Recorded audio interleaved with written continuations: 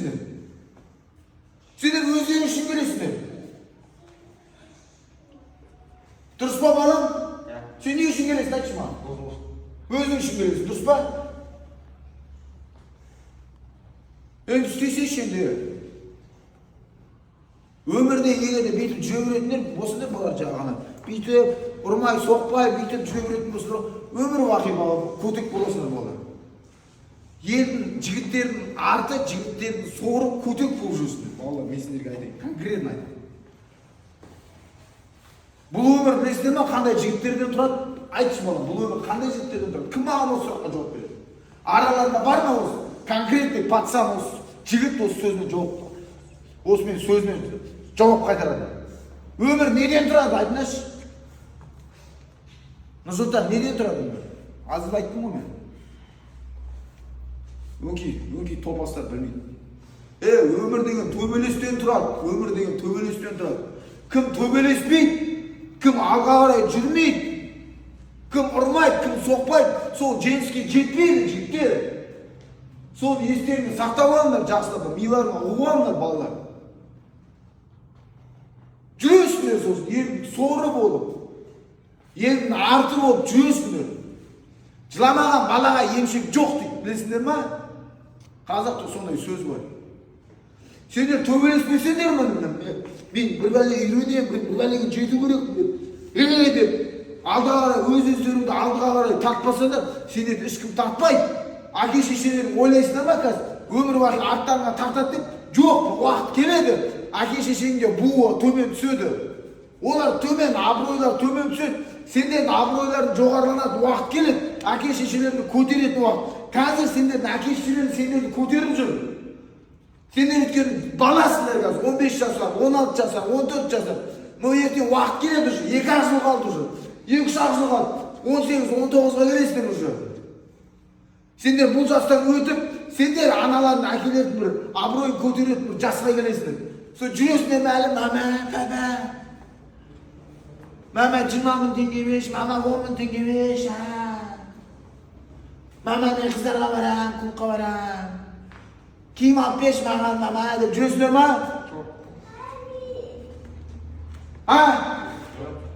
Дәле жоқ сендерге, жоқ. Жоқ болса жасаңдар. Сендер 19-20 жастар, сендер уже қазір ата-аналар сендерге бәрін беріп жатыр. Салып жатыр сендер үшін. Но ертең 19-20 жасқа келген кезде сендер әке-шешелеріңе салу керексіңдер. Сендер оларға бюджетті құю керексіңдер. Сендер оларды көтеру керексіңдер. Ал көтеру үшін әке-шешеңді сендер қазірден бастап өздерің аяқта нық тұратындай дәрежеге жету керексіңдер. Когда сендер әке-шешелерің шамалар болып тұрып сендерге құйып жатқан кезде, сендер ай сайын әке-шешелерің төлеп жатыр ғой сендерге. Барына мұхит ағайын тренировкасына бар, жаса, істе. Дұрыс па мен, дұрыс емес па? А сендер келесіңдер де мені жүресіңдер, бір-бірлерді сипалап. Не үйренесіңдер сендер олар, ештеңе үйренбейсіңдер. 0 бала. 4 жыл болып бағым келіп жүрген, 0 характер, 0. 4 жыл сен әке-шешең саған ақша төлейді. 4 жыл. Сен мынандай кезінен келіп жүрсің. Сен уже мынандай болдың, мен боймен бір дейсің уже сен. Әлі жүрсің ұрмай. Ұрса бала, мені ұрса, мінез көрсеш, түсінді көрсетсе, дұршаға тістеп айырып тастайтындай. Сен 4 жыл болып келіп жүргенмен. Қалай мен ашуланбаймын мен? Кім кінәлі, кім дұрыс үйретпей жүр дейді. Значит, тренер виноват дейді. Қайдан білсін мен сендерге бар жағын салып жатқанымды. Так что балалар, естеріңе сақтап қойыңдар. Төбелеспесеңдер, ештеңеге жетпейсіңдер. А төбелесу үшін міне осы залда төбелесу керек. Өше де үйрену керек. Төбелесу деген понятияны түсініп алыңдар сіздер. Мен сіздерге далаға шығып, бір-бірлеріңді қырыңдар, біреумен ересіңдер, біреудің аузын бұзыңдар деп отқан жоқ. Ондай төбелес емес. Төбелес деген мінез ол. Характер ол. Өз-өзін көрсететін жерде көрсету керек. Мендерде бокстасы етмez, бокстасу керексіңдер ол жерде. Үйрену керексіңдер. Ертең өскенде что, өз-өзін неше түрлі быдло балалар болады өмірде. Қазірдің өзінде бар мектептерінде сендер жастарда арттарынан чұқып жүреді бұлай. Рас па ме, рас емес па? Бар ма сондай балалар? Тиісіп, қысып, прикол ұстап саған, сен намысын жерге түсіріп жүретін жігіттер бар ма балам? Бар ма вообще сондай балалар? Тиісетін балалар айтса да іштерлерін жұтпай. Бар ма? Бар ма? Бар. Вот сондай балаларды сол орнына қою керек, қашанға сен шыдайсыңдар. Чтобы они знали. Намысты жерге түсіруге болмайды. Анаңның, әкеңнің абыройын жерге түсіруге болмайды. Ешкімнің құқығы жоқ. Анамның, әкеңнің қорғаушысы сендерсіңдер балалар. Аштап сол бүкіл намысты, абыройды қорғау үшін сендер мықты болу керек, сол залдың ішінде өші жерде үйрену керексіңдер.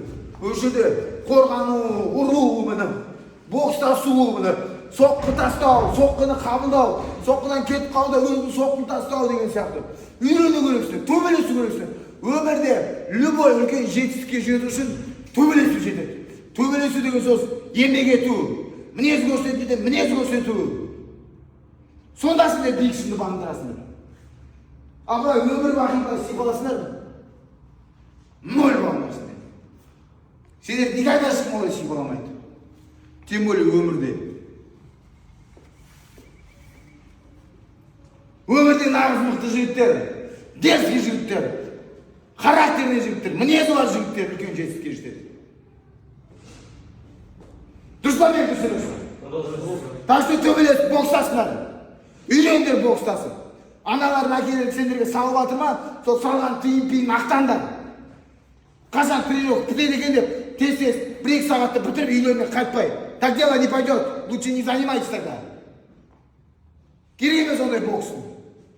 Оданша басқа нәрсемен занимайтесь. Барын білмеймін. Оқу оқыңдар, шахмат оқыңдар, биге барыңдар, билендер, хип-хоп, рэп, білмеймін. Но бұл бокс балалар. Бокс бұл сендерге. Берде басқа әлем, басқа берде. Бұл шахмат емес, шашк емес, бұл би емес. Бұл балет емес, хип-хоп емес, бұл бокс. Бокстасу керек берде.